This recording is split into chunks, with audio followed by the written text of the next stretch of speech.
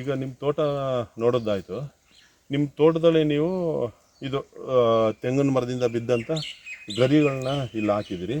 ಇದ್ರ ಬಗ್ಗೆ ನಮ್ಮ ವೀಕ್ಷಕರಿಗೆ ತಿಳಿಸ್ಕೊಡಿ. ಇದರಿಂದ ಏನು ಪ್ರಯೋಜನ, ಇದರಿಂದ ಏನು ಅನುಕೂಲ ಆಗುತ್ತೆ ತೋಟಕ್ಕೆ ಅನ್ನೋದನ್ನು ನೀವು ನಮಗೆ ನಮ್ಮ ವೀಕ್ಷಕರಿಗೆ ತಿಳಿಸ್ಕೊಡಿ. ಸರ್, ಮೊದಲಾಗಿ ಹೇಳ್ಬೇಕು ಅಂತಂದರೆ ನಾವು ರಾಸಾಯನಿಕ ಮುಕ್ತ ವ್ಯವಸಾಯ ಮಾಡ್ತಾಯಿರೋದು.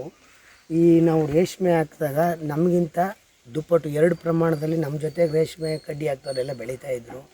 ನೀವು ಬೆಳೆಸ್ಬೇಕು, ಅದು ಬಳಸ್ತಾಯಿದ್ರೆ ಆಗೋದೇ ಇಲ್ಲ, ಹಾಕಲೇಬೇಕು ನೀವು ರಾಸಾಯನಿಕ ಗೊಬ್ಬರನ ಅಂತ ಹೇಳ್ತಾಯಿದ್ರು. ಬೇಡ, ನಾವು ನಮ್ಮ ಭೂಮಿನ ಹಾಳು ಮಾಡೋದು ಬೇಡ ಅಂತ ಅಂದ್ಬಿಟ್ಟು ನಾವು ಫುಲ್ ಆರ್ಗ್ಯಾನಿಕ್ ಬಂದು ಕುರಿ ಗೊಬ್ಬರ, ದನದ ಗೊಬ್ಬರ ಮತ್ತು ಮಚಿನಿಂಗ್ ಮಾಡೋ ಬಂದುಬಿಟ್ಟು ಯಾವುದೇ ಸೋಗು, ಪಾರ್ಥೇನಿಯಮು ಈ ಥರ ಯಾವುದೇ ವಸ್ತು, ಬಾಳೆ, ಐರು, ಇವು ಯಾವುದೇ ಥರ ತ್ಯಾಜ್ಯ ವಸ್ತುಗಳು ಹಸಿರೆಲೆ ಗೊಬ್ಬರ ಮಾಡ್ತಾಯಿದ್ದು ಸ್ವಲ್ಪ ದಿನ. ಅದಾದಮೇಲೆ ಈಗ ಇಲ್ಲೇ ಹಾಕಿದ್ದೀವಿ. ಇದೊಂದು 1 ಇಯರ್ ಆದ ತಕ್ಷಣ ನಮ್ಮದು ಇದು ಕ್ಲೋಸ್ ಆದ ತಕ್ಷಣ ಪಕ್ಕ ಬಂದಿದೆ. ಈಗ ನಮ್ಮ ಭೂಮಿಲಿ ಫಲವತ್ತತೆ ತುಂಬ ಇದೆ. ನಾವು ಸಾಯಿಲ್ ಟೆಸ್ಟ್ ಮಾಡಿಸ್ಮೇಲೆ ಸಂಪೂರ್ಣವಾಗಿ ಭೂಮಿ ಆರೋಗ್ಯವಾಗಿದೆ. ಯಾವುದೇ ಥರ ಬೆಳೆನೂ ಆರಾಮಾಗಿ ಬೆಳಿಬೋದು ಅಂದರು. ಈಗ ಅತಿ ಹೆಚ್ಚು ಪ್ರಮಾಣದಲ್ಲಿ, ಈಗ ಫಸ್ಟು ನಮ್ಗೆ ಯಾರು ಅಂದಿದ್ರು ಅವ್ರ ಪ್ರಮಾಣದಲ್ಲೇ ಈಗ ನಾವು ರೇಷ್ಮೆನ ನಮಗೆ ಸೊಪ್ಪು ಬರ್ತಾಯಿದೆ ಅಷ್ಟು ನೀಟಾಗಿ. ಇವಾಗ್ಲೂ ನಾವು ಯಾವುದೇ ಥರ ಗೊಬ್ಬರ ಹಾಕಲ್ಲ. ಇಲಾಖೆ ರಾಸಾಯನಿಕ ಗೊಬ್ಬರ ಇದುವರೆಗೂ ನಾವು 9 ವರ್ಷ ಆಯಿತು ನಮ್ಮ ಜಮೀನಿಗೆ. 9 ವರ್ಷದಿಂದನೂ ಬಳಸಲ್ಲ ನಾವು ವ್ಯವಸಾಯ. ಈಗ ನಿಮಗೆ ರಾಸಾಯನಿಕ ಗೊಬ್ಬರ ಹಾಕೋದು ಸುಧಾ ಖರ್ಚು ನಿಮಗೆ ಮಿಕ್ತು. ಹೌದು. ಈಗ ಅದೊಂದು ನಿಮಗೆ ಉಳಿತಾಯ ಆದಂಗೆ ಆಯಿತು. ಉಳಿತಾಯ ಆಯಿತು. ಇದರಿಂದ ಇದಕ್ಕೆ ವ್ಯವಸಾಯ ಮಾಡೋದೊಂದು ಉಳಿತಾಯ ಆಯಿತು. ಈಗ ನಿಮ್ಮ ತೋಟದಲ್ಲಿ ಏನು ತೆಂಗಿನ ಗರಿ ಉದುರುತ್ತೋ ಅದನ್ನು ನೀವು ವೇಸ್ಟ್ ಮಾಡ್ದೇನೆ ಸಂಪೂರ್ಣವಾಗಿ ನಿಮ್ಮ ಹಿಪ್ಪನೇರಳೆ ತೋಟಕ್ಕೆ ಸಾಲು ಬಿಟ್ಟು ಸಾಲಿಗೆ ಹಾಕೊಂಡು ಹೋಗ್ತೀರಿ. ಇದು ಏನಾದರೂ ಒಂದಷ್ಟು ಗಿಡನ ನೀವು ಇದು ಮಣ್ಣು ತೆಗೆದು ಹಾಕಿದ್ದೀರಾ, ಡೈರೆಕ್ಟಾಗಿ ಹಾಕ್ಬಿಟ್ಟಿದ್ದೀರಾ? ಸರ್, ಏನೂ ಇಲ್ಲ, ಭೂಮಿ ಹೇಗಿದೆ ಉಳುಮೆ ಮಾಡಿ ಅದ್ರ ಮೇಲೆ ಹಾಸ್ಕೊಂಡು ಹೋಗಿದ್ದೀವಿ. ಈಗ ಮತ್ತೆ ಬರುತ್ತೆ, ಮತ್ತೆ ಯಾವ್ದಾರ ಈಗ ಸಮ್ಮರ್ ಬರುತ್ತಲ್ಲ ಸರ್, ಸೋಗು ತುಂಬ ಜಾಸ್ತಿ ಉದುರುತ್ತೆ, ತೊಗೊಂಬಂದು ಇನ್ನೊಂದು ಲೇಯರಿಂಗ್ ಮಾಡ್ತೀವಿ. 1 ವರ್ಷ ಈ ಕಡೆ ಇದ್ದರೆ ಇನ್ನೊಂದು ವರ್ಷ ಪಕ್ಕಕ್ಕೆ ಹೋಗ್ತೀವಿ. ಇದು ಬಿಟ್ಬಿಟ್ಟು ಪಕ್ಕದ ಲೈನ್ಗೆ ಹಾಕ್ತೀವಿ. ಈಗ ನಮ್ಮ ಆಲ್ರೆಡಿ ಈಗ ನಮ್ಮ ಭೂಮಿನ ಈಗ ಮಳೆ ಉದಿದೆ ಸರ್. ಈಗ ಸ್ವಲ್ಪ ಮಳೆ ಆಗಿದೆ, 2 ಇಂಚ್ ಇಲ್ಲ. ಈಗ ಮಳೆಯಿಂದ ಭೂಮಿನೂ ನಾವು ಈಗ ಇದು ಮಾಡಿ ನೋಡಿದ್ರೆ ಒಂದು 2 ಇಂಚ್ ತೇವ ಇರ್ತದೆ. ಇಲ್ಲಿ ಕೈ ಹಾಕಿ ನೋಡಿದ್ರೆ ನಮಗೆ ಈಗಲೂ 1 ಅಡಿ 1.5 ಅಡಿ ತೇವ ಇರುತ್ತೆ. ಯಾವ ಬೇಸಿಗೆಲ್ಲಾದ್ರೂ ಒಂದು ಟೈಮ್ ನಾವೇನಾರು ಅದಕ್ಕೆ ಸ್ವಲ್ಪ ಜಾಸ್ತಿ ಪ್ರಮಾಣದಲ್ಲಿ ನೀರು ಕೊಟ್ಬಿಟ್ಟು ಅಂದರೆ ಒಂದು 15 ದಿನ ಇರ್ತದೆ. ನಮಗೆ ಇದಕ್ಕೆ ನಮಗೆ 2-3 ಥರ ಅನುಕೂಲ. ಒಂದು, ನೀರು ಆರ್ಬಿಡಲ್ಲ. ಒದಿಕೆ ಇರೋದ್ರಿಂದ ನೀರನ್ನ ಆರ್ಬಿಡಲ್ಲ, ಒದಿಕೆ ಕ್ರಮ ಒಂದು. ಆಮೇಲೆ ಗೆಜಲು ತುಂಬಾ ಇದೆ ಜಮೀನಲ್ಲಿ, ಇದನ್ನ ತಿನ್ನುತ್ತೆ, ಕಾಂಪೋಸ್ಟ್ ಆಗುತ್ತಲ್ಲ. NPK ನಾವು ಹಾಕೋ ಬದಲು ಇದ್ರಲ್ಲೇ ನಮಗೆ ಬಂದುಬಿಡುತ್ತೆ ಆಲ್ಮೋಸ್ಟ್ ಸರ್. ಯಾವ ಪಾರ್ಥೇನಿಯಂ ಬಿದ್ರೂ ಹೊರಗಡೆ ಹಾಕಲ್ಲ ಸರ್, ಅದನ್ನು ತಗೊಬಂದು ಇಲ್ಲಿಗೆ ನಾವು ಪಿಕ್ಕೆ ಬರ್ತದಲ್ಲ ಅದು ಮಾತ್ರ ನಾವು ರೇಷ್ಮೆ ಪಿಕ್ಕೆ ಬರುತ್ತಲ್ಲ ಅದನ್ನ ಮಾತ್ರ ದನನ ಗೊಬ್ಬರ ಜೊತೆಗೆ ಹಾಕಿ ಮಿಕ್ಸ್ ಮಾಡಿ ಸ್ವಲ್ಪ ದಿನ ಆದ್ಮೇಲೆ ತಂದುಬಿಡ್ತೀವಿ. ಈಗ ಎರೆಹುಳ ಘಟಕ ಮಾಡ್ಕೊಂಡಿದ್ದೀವಿ ಸರ್, ನಾವೇ ಮಾಡಿದ್ದೀವಿ. ಎರೆಹುಳ ಘಟಕದಲ್ಲಿ ಬರೋ ಅಂಥ ಗೊಬ್ಬರನ 1 ಇಡೀ ಇದಕ್ಕೆ ಹಾಕ್ತೀವಿ. ಆಮೇಲೆ ಒಂದು ಮಲೆನಾಡು ಹಸು ಇಟ್ಕೊಂಡಿದ್ದೀವಿ, ಒಂದು ಹಳಿಕಾರ ಹಸು ಇತ್ತು, ಆಗಲಿಲ್ಲ ಕೊಟ್ಬಿಟ್ಟು ಸ್ವಲ್ಪ ರ್ಯಾಶ್ ಬಂದ್ಬಿಟ್ಟು ಈಗ ಅದರಲ್ಲಿ ನಾವು ಕಲಸಿ ಜೀವಾಮೃತ ಮಾಡಿ ಅದನ್ನು ಕೊಡ್ತೀವಿ ಸರ್. ಕೊಡ್ತೀರಿ ಜೀವಾಮೃತ. ಸಂಪೂರ್ಣವಾಗಿ ನಿಮ್ಮದು ವ್ಯವಸಾಯ ಬಂದು ಸಾವಯವ ರಾಸಾಯನಿಕ ಮುಕ್ತ ಬೇಸಾಯ. ಬೇಡ ಸರ್, ಜನಗಳಿಗೆ ನಮ್ಮ ಕಡೆಯಿಂದ ಬೆಳೆದು ನಾವು ಕೊಡೋ ಅಂಥ ಜನಗಳಿಗೆ ವಿಷ ಕೊಡಬಾರ್ದು ಅಂತ. ನಮಗೆ ಜೀವನಕ್ಕೆ ಭಗವಂತ ಕೊಟ್ಟಿದ್ದಾನೆ, ನಮ್ಗೆ ಏನು ಬೇಕು ಅಷ್ಟು ಕೊಟ್ಟಿದ್ದಾನೆ. ನಾವು 4 ಜನಕ್ಕೆ ಉತ್ತಮವಾದಂಥ ಕೊಡೋ. ರಾಸಾಯನಿಕ ಗೊಬ್ಬರ ಹಾಕೋದ್ರಿಂದ ನಿಮಗೆ ಎಷ್ಟು ವರ್ಷದಲ್ಲಿ ಎಷ್ಟು ಉಳಿತಾಯ ಆದಂಗೆ ಆಯಿತು ನಮ್ಮ ವೀಕ್ಷಕರಿಗೆ ತಿಳಿಸ್ಕೊಡಿ ಸರ್. ನಾವು ಇದಕ್ಕಿಂತ ಮೊದಲು ನಾವು ರಾಸಾಯನಿಕ ಗೊಬ್ಬರ ಒಂದು ಕಟಾವಿಗೆ ಸರ್ ಒಂದು 12,000 ರೂಪಾಯಿಗೆ ಆಗ್ತಾಯಿದ್ದು.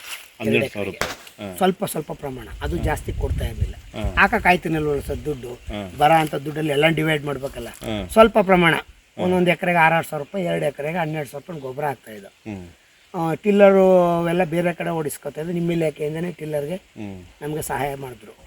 ಅದನ್ನು ನಾವು ತಗೊಂಡು ಅದು ಇದು ಎಲ್ಲ ಸೇರಿಸ್ಬಿಟ್ರೆ ಒಂದು 15-20 ರೂಪಾಯಿ ಉಳಿಯೋದು ನಮಗೆ ತೊಂದರೆ ಹೆಚ್ಚಾಗ್ತಿತ್ತು. ಇವಾಗ ಟಿಲ್ಲರ್ ಇಲ್ಲ, ನಿಮ್ಮ ಇಲಾಖೆಯಿಂದ ಕೊಟ್ಟಿದ್ದಾರೆ, ನಾವು ಹೊಡ್ಕೋತೀವಿ. ಕಡಿಮೆ ವ್ಯವಸಾಯ ನಮ್ಮದು. ಗೊಬ್ಬರ ಅಂತೂ 0 ಹಾಕೋದೇ ಇಲ್ಲ. ಇನ್ನು ಇಲಾಖೆಯಿಂದ ಡಾಕ್ಟರ್ ಸಾಯಿಲ್ ಕೊಡ್ತೀರಾ, ಮತ್ತು ಸ್ಪ್ರೇ ಮಾಡೋಕ್ಕೆ ವಿಜೇತ ಅದು ಎಲ್ಲ ಕೊಡ್ತೀರಾ. ಅದರಿಂದ ನಮ್ಗೆ ಯಾವುದೇ ಥರ ತೊಂದರೆ ಇಲ್ಲ ಸರ್. ಆಮೇಲೆ ನಮಗೆ ರೋಗನೇ ಇಲ್ಲ. ನಮ್ಮ ಜಮೀನಲ್ಲಿ ನೋಡಿ, ನಾವು ಯಾವುದೇ ಥರ ಸ್ಪ್ರೇ ಮಾಡೇ ಇಲ್ಲ ಯಾವಾಗಲೂ. ಕೊಡ್ತಾರೆ ಇಲಾಖೆಯಿಂದ, ಆ ಭೂಮಿ ಕಲ್ಸಿ ಹೋಯ್ತೀವಿ ಹೊರತು ನಾವು ಮಾಡೇ ಇಲ್ಲ. ಆದರೂ ನೋಡಿ ಸರ್, ನಮ್ಮದು ಇವಾಗ ಕಟಿಂಗ್ ಆಗಿದೆ. ಈಗ ಕೆಳಗಡೆ ನೋಡಿ ಕುರಿ ಗೊಬ್ಬರ ಇದೆ, ದನನ ಗೊಬ್ಬರ ಇದೆ. ತುಂಬ ಚೆನ್ನಾಗಿದೆ. ಒಂದು ಇದಕ್ಕೆ ಗರಿಯದು ವಿಚಾರಕ್ಕೆ ಬಂದಾಗ ನಮ್ಮಲ್ಲಿ ಚಾಪರ್ ಅಂತ ಸಿಗುತ್ತೆ ಮಿಷನ್.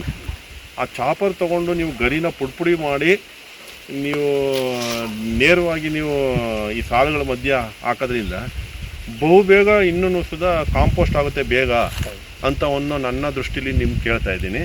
ಇದ್ರ ಬಗ್ಗೆ ನೀವೇನು ಹೇಳ್ತೀರಿ? ಹೌದು ಸರ್, ಅದು ಮಧ್ಯದಲ್ಲಿ ಒಂದು ಟ್ರೆಂಚ್ ಹೊಡಿಸ್ಬಿಟ್ಟು ಇಲ್ಲಿ ನೀವು ಕೊಡ್ತಿರಲ್ಲ ಚಾಪರಲ್ಲಿ ಗರಿ ಮತ್ತೆ ನಮ್ಮ ಹಿಪ್ಪನೆಲ್ಲ ಕಡ್ಡಿ ಲಾಸಕ್ ಆಗಲ್ಲ ಸರ್. ನಮ್ಮ ಹತ್ರ ಹಳ್ಳ ತೆಗೆದ್ಬಿಟ್ಟು ಹಾಕಿ ಅಂತ ಹೇಳ್ತಾರೆ. ಹಳ್ಳ ತೆಗೆದ್ಬಿಟ್ಟು ಹಾಕಿದ್ರೆ ನಮ್ಗೆ ಈ ಬೇರೆಲ್ಲ ಇಲ್ಲೇ ಇದೆ ಸರ್. ಇಲ್ಲಿ ಇಲ್ಲಿ ಇಲ್ಲಿ ಜನ ನಾವು ಚಾಪರ್ ಅಲ್ಲ ಅದನ್ನು ಪುಡಿ ಪುಡಿ ಅದು ಹಿಪ್ಪನೆಳ್ಳೆನ ಅದನ್ನೇ ಹೇಳಿದ್ವಿ ಸರ್. ಕಡ್ಡಿ ಅದು ಬೇಗ ಗೆದ್ಲು ಮೇಲ ನಿಮ್ ಚಾಪರ್ಲ ಆದ್ರೆ ಪುಡಿಯಾಗಿ ಹೋಗುತ್ತೆ. ಎಲ್ಲಾನು ಮಧ್ಯದಲ್ಲಿ ಹಾಕ್ಬಿಟ್ಟು ಸರ್ ನಾವು ಅದ್ರ ಮೇಲೆನೆ ನೀರಿಟ್ರೆ ಇದಕ್ಕೂ ಇನ್ನೂ ತುಂಬಾ ಆಮೇಲೆ ವಾಟರ್ ಸೋರ್ಸಸ್ ತುಂಬಾ ಕಡಿಮೆ ತಗತ್ತೆ. ನೀರ್ನ ಕಾಯ್ದಿರಿಸುತ್ತೆ ಸರ್ ಭೂಮಿಗೆ. ಆಮೇಲೆ ಬೇಗ ಕಾಂಪೋಸ್ಟ್ ಆಗುತ್ತೆ. ನಿಮ್ಮ ದೃಷ್ಟಿಯಲ್ಲಿ ಏನಪ್ಪಾ ಹೇಳಿದ್ರೆ ಇದನ್ನ ಮಾಡೋದ್ರಿಂದ ನೀರನ್ನ ಭೂಮಿಯಲ್ಲಿ ನೀರನ್ನ ಸಂಗ್ರಹ ಮಾಡಿ ಇಟ್ಕೊಳ್ಳುವಂತ ಕೆಪಾಸಿಟಿ ಉತ್ಪತ್ತಿ ಆಗುತ್ತೆ ಅಂತ ಖಂಡಿತ ಸರ್. ನೀವು ಹೇಳ್ತೀರಿ. ಪ್ರಾಕ್ಟಿಕಲ್ ಆಗಿ ಬೇಕಾದ್ರೆ ಇಲ್ಲಿ ತೆಗೆದ್ಬಿಟ್ಟು ತೋರಿಸ್ತೀನಿ ಸರ್. ಬೇಕಾದ್ರೆ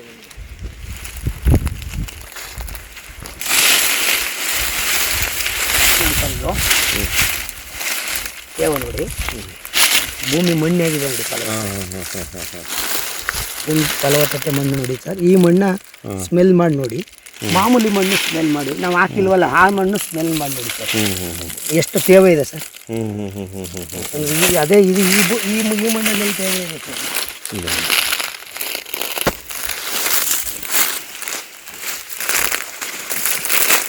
ತೇವ ಇದೆ ಸರ್. ಇದು ಇಲ್ಲ, ಎರಡು ಒಂದೇ ಭೂಮಿ, ಒಂದೇ ಟೈಮಲ್ಲಿ ಮಳೆ ಆಗಿರೋದು.